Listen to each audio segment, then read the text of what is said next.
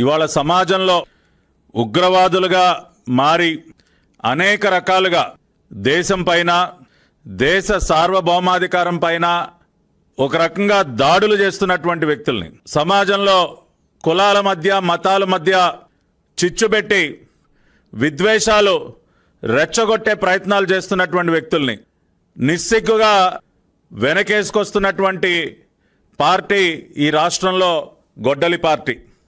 నిజంగా జరుగుతున్నటువంటి పరిణామాలు చూస్తూ ఉంటే ఒక పక్కన ఆగ్రహంతో పాటు ఆవేదన కలుగుతూ ఉంది.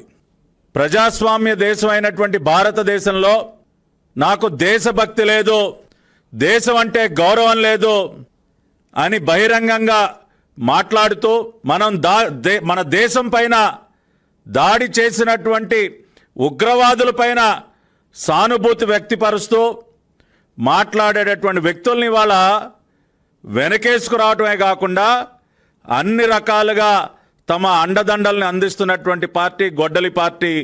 ఆ పార్టీ అధ్యక్షుడు జగన్మోహన్ రెడ్డి.